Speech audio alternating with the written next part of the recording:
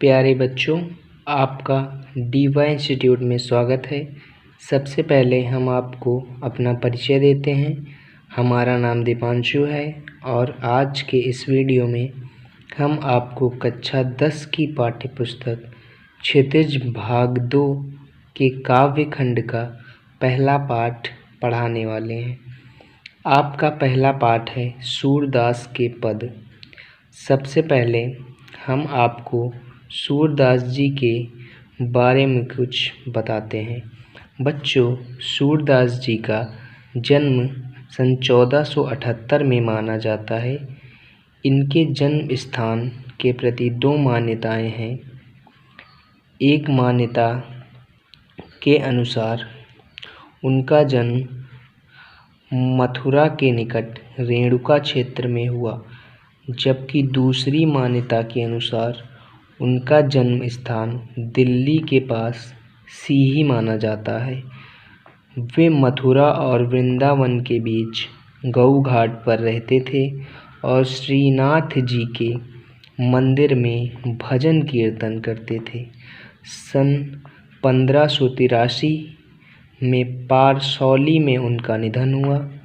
उनके 3 ग्रंथों सूरसागर, साहित्य लहरी और सूरसारावली में सूरसागर ही सर्वाधिक लोकप्रिय हुआ। सूरसागर का कुछ अंश इस पाठ में हम पढ़ेंगे। यहाँ सूरसागर के भ्रमर गीत से 4 पद लिए गए हैं।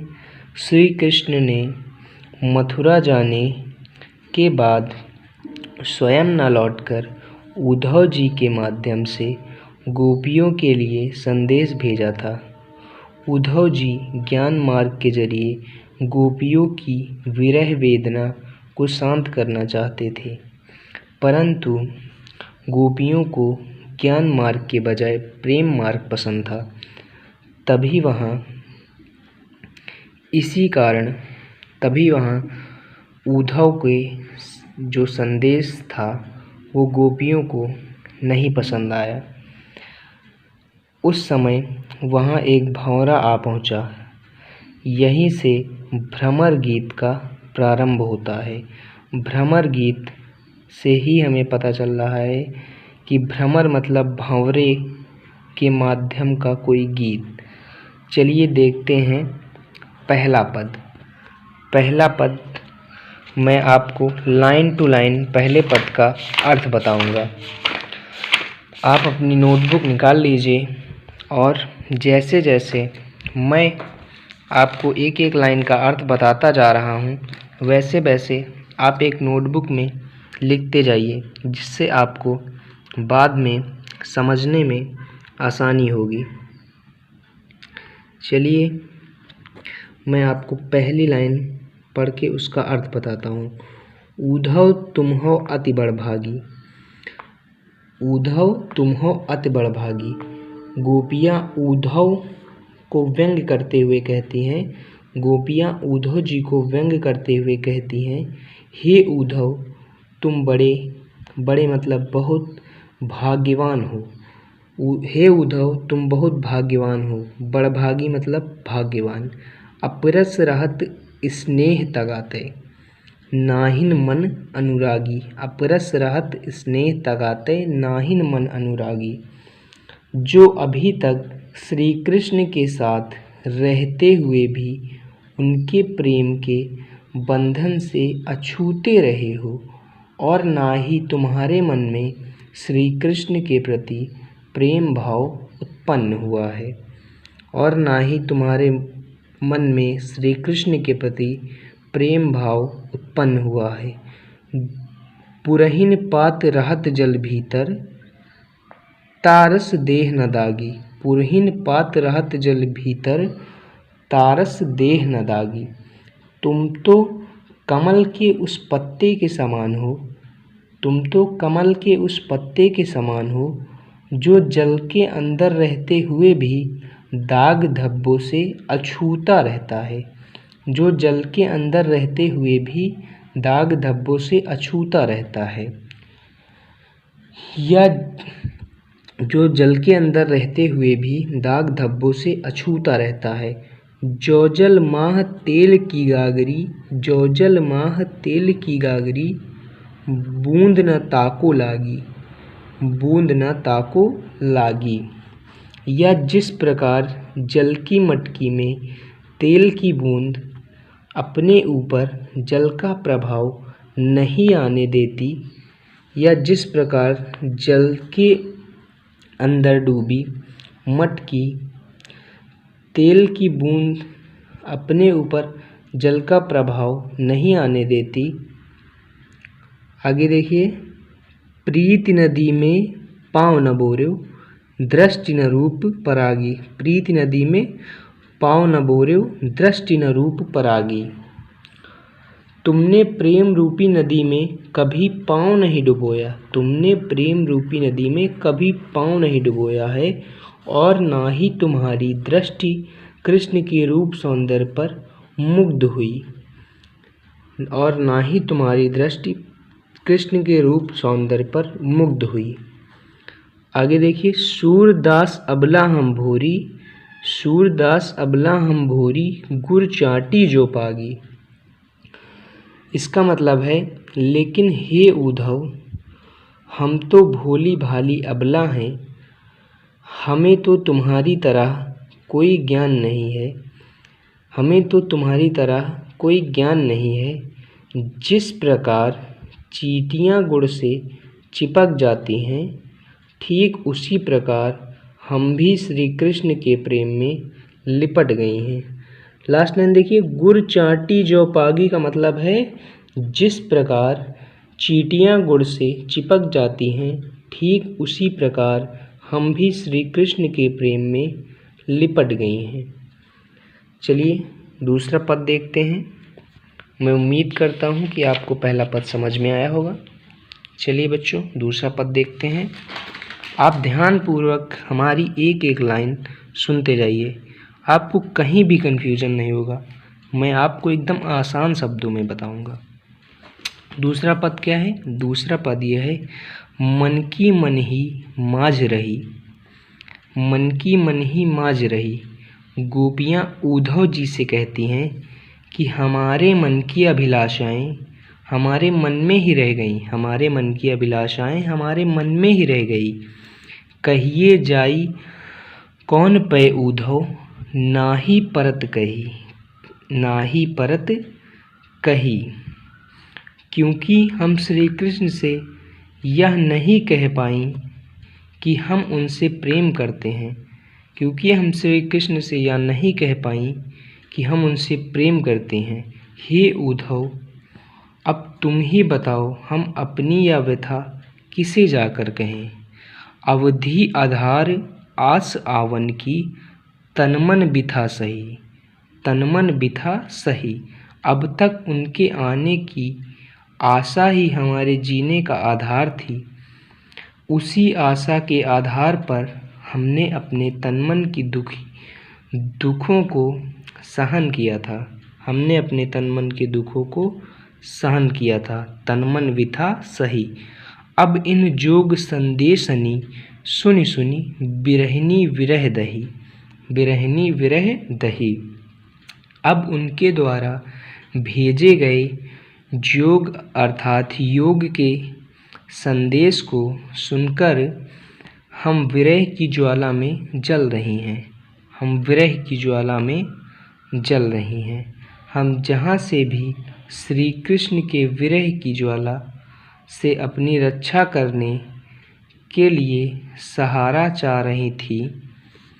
चाहती हूत गुहार जितहि तय, उत्तय धार बही, उत्तय धार बही। उधर से ही योग की धारा बहती चली आ रही है।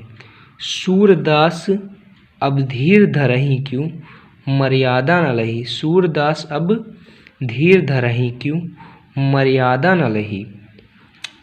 गोपियाँ सूरदास जी के माध्यम से कह रही हैं, अब जब श्री कृष्ण ने ही सभी मर्यादाओं का त्याग कर दिया है, तो भला हम धैर्य धारण कैसे कर सकते हैं। जब श्री कृष्ण ने ही सभी मर्यादाओं का त्याग कर दिया है तो हम धैर्य कैसे धर सकते हैं। मर्यादा न लही, सभी मर्यादाओं का त्याग कर देना, मर्यादा न लही। आप अपनी नोटबुक निकाल लीजिए और जैसे जैसे हम आपको एक एक लाइन का अर्थ बताएंगे, आप अपनी नोटबुक में उसे लिखते जाइएगा। चलिए देखते हैं। पहली लाइन देखिए, हमारे हरी हारिल की लकड़ी। हमारे हरी हारिल की लकड़ी, क्या कहा जा रहा है? इसमें गोपियाँ उद्धव से कहती हैं, गोपियाँ उद्धव जी से कहती हैं कि हमारे श्री कृष्ण तो हमारे लिए हारिल पक्षी की लकड़ी के समान है।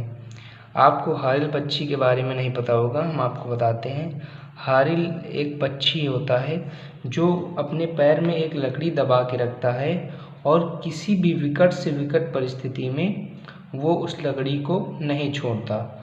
तो हारिल पक्षी की इस विशेषता के कारण यहाँ पर उसका उदाहरण लिया गया है और गोपियाँ श्री कृष्ण जी से कहती हैं कि हमारे हरी हारिल की लकड़ी, मतलब कि गोपियाँ उद्धव जी से कहती हैं कि हमारे श्री कृष्ण तो हमारे लिए हारिल पक्षी की लकड़ी के समान हैं। मनक्रम वचन नंद नंदन उर, मनक्रम वचन नंद नंदन उर, यह दृढ़ करी पकड़ी, यह दृढ़ करी पकड़ी। जिस प्रकार हारिल पक्षी अपने पैरों में दबाई लकड़ी को नहीं छोड़ता, उसी प्रकार हमने भी मन, क्रम और वचन से श्री कृष्ण को दृढ़तापूर्वक अपने हृदय में बसाया हुआ है, दृढ़तापूर्वक अपने हृदय में बसाया हुआ है।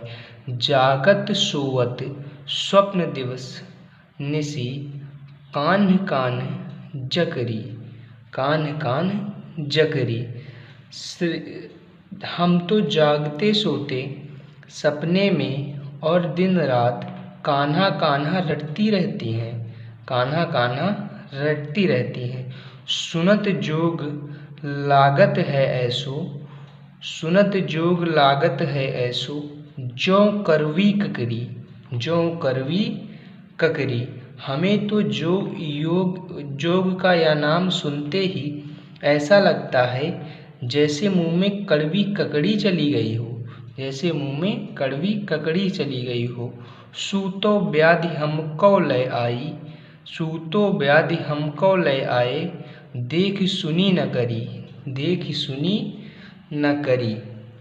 जिस प्रकार योग रूपी जिस बीमारी को तुम हमारे लिए लाए हो, योग रूपी जिस बीमारी को तुम हमारे लिए लाए हो, उसे हमने ना तो पहले कभी देखा, ना उसके बारे में कभी सुना है और ना ही इसका कभी व्यवहार करके देखा है, और ना ही इसका कभी व्यवहार करके देखा है। यह तो सूर तिनहि लय सौंपो, यह तो सूर तिनहि लय सौंपो, जिनके मन चकरी। इसके बाद गोपियाँ क्या कहती हैं? सूरदास गोपियों के माध्यम से कहते हैं कि इस जोग को तो तुम उन्हीं को जाकर सौंप दो, इस जोग को तो तुम उन्हीं को जाकर सौंप दो जिनका मन चकरी के समान चंचल है। हमारा मन तो स्थिर है, वह तो सदैव श्री कृष्ण के प्रेम में ही रमा रहता है, वह तो सदैव श्री कृष्ण के प्रेम में ही रमा रहता है। मैं उम्मीद करता हूँ कि आपको हर एक लाइन अच्छे से समझ में आ गई होगी। बस आप ध्यानपूर्वक ऐसे ही सुनते जाइए, इससे कि आप सब जानते हैं कि हिंदी जो होता है वो मार्क्स गेनिंग सब्जेक्ट होता है और क्लास 10th का हमारा पहला ये जो बोर्ड एग्ज़ाम होने रहता है, हम इसको पहली बार बोर्ड एग्ज़ाम क्लास 10th में अपनी लाइफ में देते हैं, तो इसमें हमें मार्क्स की बहुत ज़्यादा ज़रूरत होती है। तो अगर आप मेरे हर वीडियो को ध्यानपूर्वक सिर्फ एक बार देख लेंगे तो आपको हिंदी में मार्क्स लाने से कोई नहीं रोक सकता, आपको हमेशा अच्छे से अच्छे मार्क्स हिंदी में मिलेंगे। चलिए अब दूसरा जो आपका आखिरी पद है उसे हम देखते हैं। चलिए आखिरी पद जो है आपका, इसमें क्या कहा जा रहा है? हरी हैं राजनीति पढ़ियाएँ, हरी हैं राजनीति पढ़ियाएँ। गोपियाँ उद्धव से कहती हैं कि लगता है श्री कृष्ण ने राजनीति पढ़ ली है, लगता है श्री कृष्ण ने राजनीति पढ़ ली है। समझियो बात कहत मधुकर के, समाचार सब पाए, समाचार सब पाए। हम तुम्हारी बात सुनकर ही समझ गई थी, हमने तुम्हारे द्वारा श्री कृष्ण का सभी समाचार ले लिया है। बड़ी बुद्धि जानी जो उनकी, जोग संदेश पठाए, जोग संदेश पठाए। एक तो तुम पहले से ही चतुर हो और अब तुम अपने गुरु श्री कृष्ण का राजनीति ग्रंथ भी पढ़ आए हो। उनकी श्री कृष्ण जी की बुद्धि अब बहुत बढ़ गई है, श्री कृष्ण जी की बुद्धि अब बहुत बढ़ गई है। उद्धव भले लोग आगे के, उद्धव बड़े लोग आगे के, परहित डोलत ढाए, परहित ढोलत ढाए। हे उद्धव, जो उन्होंने तुम्हारे द्वारा योग का संदेश भेजा है, हे उद्धव, पहले के लोग बहुत भले थे, जो दूसरों की भलाई करने के लिए दौड़े चले आते थे, जो दूसरों की भलाई के लिए दौड़े चले आते थे। परहित डोलत ढाए का मतलब है जो दूसरों की भलाई के लिए दौड़े चले आते थे। अब अपने मन फेर परही है, चलत जूहूतो चुराए। अब श्री कृष्ण बदल गए हैं, इसलिए हमारा मन मथुरा जाते समय वे अपने साथ ले गए थे, अब हमें वो वापस चाहिए, अब हमें वो वापस चाहिए। अब अपने मन फेर पाई है, चलत जू हुते चुराए, चलत जू हुते चुराए। ते क्यों अनीति करे आपुन, जे और अनीति छुड़ाए, जे और अनीति छुड़ाए। वे तो दूसरों को अन्याय से बचाते हैं, फिर हमारे लिए योग का संदेश भेजकर हम पर अन्याय क्यों कर रहे हैं। सूरदास के आखिरी में देखिए लास्ट लाइन क्या कहा जा रहा है? राज धर्म तय यह सूर, राज धर्म तय यह सूर, जो प्रजा न जाहि सताए, जो प्रजा न जाहि सताए। इसमें क्या है? सूरदास के शब्दों में गोपियाँ कहती हैं कि हे उद्धव, राजधर्म तो यही कहता है कि प्रजा के साथ अन्याय नहीं करना चाहिए और ना ही सताना चाहिए। इसलिए कृष्ण को योग का संदेश वापस लेकर स्वयं दर्शन देने आना चाहिए। अब सूरदास जी के जो पद हैं इस चैप्टर का यहीं पे अंत होता है। मैं उम्मीद करता हूँ कि आपको आज के दोनों पद समझ में आए होंगे। अगर बच्चों आपको कोई भी दिक्कत आए, कोई भी परेशानी आए जब आप अपने आप पढ़ेंगे, तो आप हमें कमेंट सेक्शन में बताएं और हम आपकी उस परेशानी का निवारण करेंगे। अगर आपको मेरा ये वीडियो पसंद आया हो तो कृपया आप हमारे YouTube चैनल को सब्सक्राइब करें और अपना प्यार हमारे साथ बनाए रखें।